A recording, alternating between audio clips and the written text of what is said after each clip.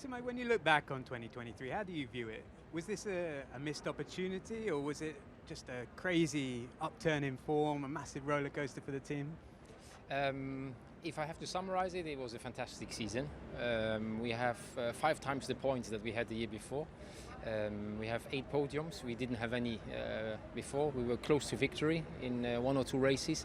So I think all in all, we have to look back at 2023 with a very, very positive spirit. Of course, there's always things that could have been better, but over a long season like this one, it's always, to get it 100% perfect, it's not that easy with the sequence of events, with development race going on. So that is why I think in such situations you have to really zoom out, see where you come from, see what you have achieved, and then conclude from there. Season's not over. You still have that fight with McLaren. It might be a bit of a stretch at this point, but are you just going to go all guns blazing and try and get them for that people? Yes, absolutely. We are a couple of points behind them. Yeah, we need to score, I think, 12 more than McLaren. But we do not want to focus too much around McLaren. We want to try to do the best possible.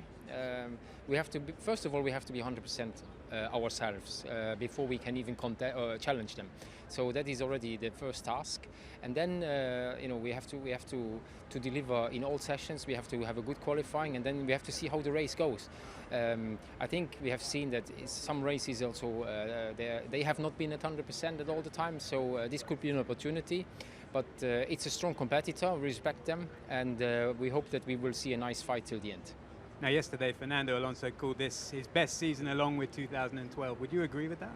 Well, he has to obviously to comment on his seasons because he has a better view of them. I think it's a very nice compliment for us as a team that we were able to provide him with the possibility to do one of his best, or one that he judges one of his best seasons.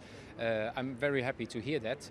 I would have liked that it was his overall best, but so it gives us a challenge to work for next year.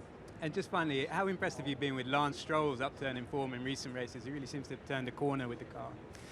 I never had a doubt that was maybe a bit more in the media or from the outside. We as a team, we never had a doubt. We knew that we had to work on the car, on the characteristics of the car to give to Lance the tool that he needs to be fast. And we have seen as soon as we come close to what he wants and what he needs, he can be very competitive. And we have seen that over the last couple of races. And I'm really, really happy that we managed also there to manage a turnaround for him.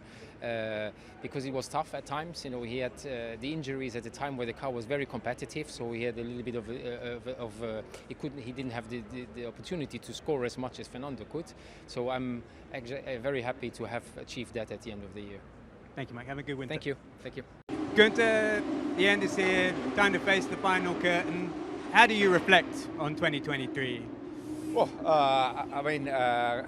we started pretty good, okay, and just didn't get more out of the car. And we realized we need to change concept, but so not a fantastic year, I would say. The end of the season, pretty frustrating, So how I reflect, happy that it is over soon. Just tell me about your goals for this weekend. Is there a belief in the team or just a hope that you can pull yourself off the bottom of the constructors by the time Czech? Very difficult to do. If not something special happens, it's not possible to do, because our car is just not quick enough. What about the way Kevin and Nico have combined this year? Have you been pleased with that? Yeah, there is not all negatives. There's positives as well. We have got two drivers which have done a good job, and we have got the same next year. So hopefully we can do better than this year on the track. Just talk to me about 2024. We've seen Nico and Kevin split on the setup that they want to have or the design direction. We had that in 2019, I remember as well. Is that useful or is it a bit of a hindrance for the team, do you think? No, it is not useful. In the end, it was a choice. The drivers wanted to have their own choice, so they asked me and I said, yeah, no problem. It was different than 19. In 19, we went back to the old spec in the last races because it was clearly better. Here it is neither here nor there, so Nico said he preferred the old car and Kevin said he doesn't want the old car. So we said, we do whatever you guys like and go from there. Just finally, could I have a word on Ollie Behrman? You're offering him a lot of seat time. How impressed have you been with him? No, he's doing a good job. You know, it's too early to say how good he is. I mean, I never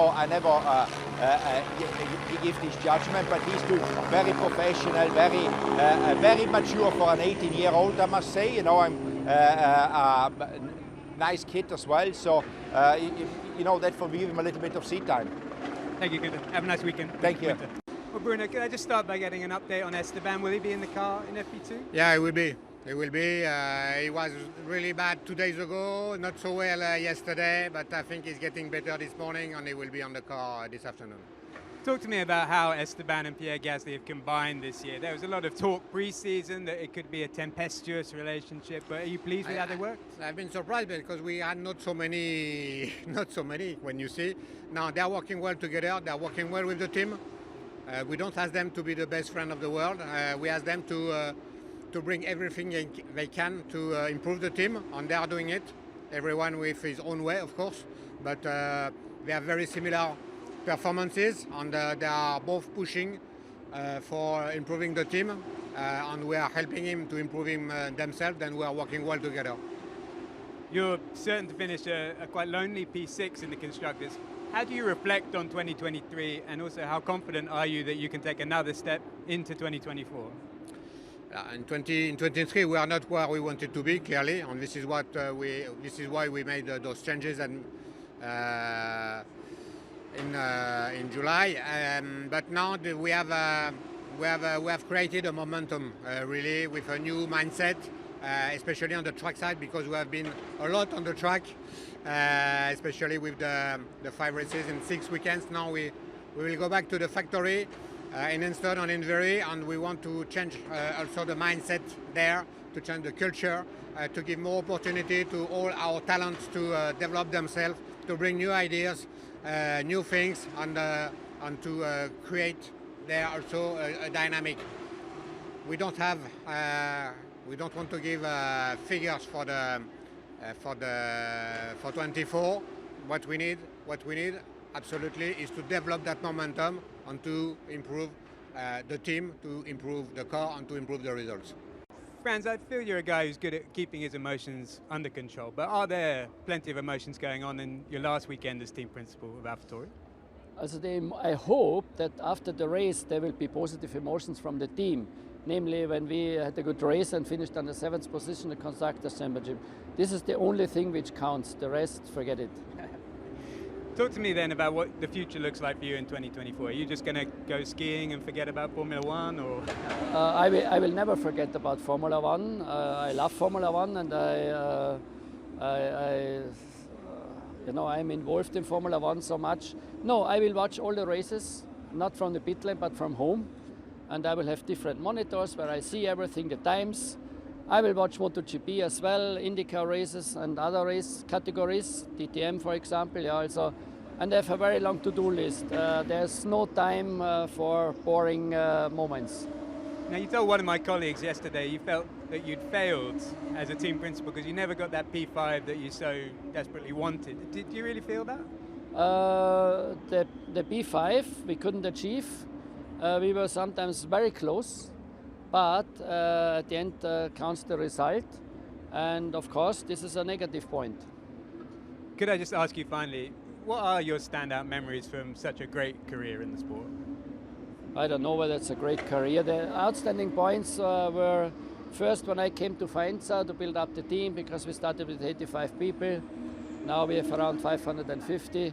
Then of course 2008 when we won the race in Monza.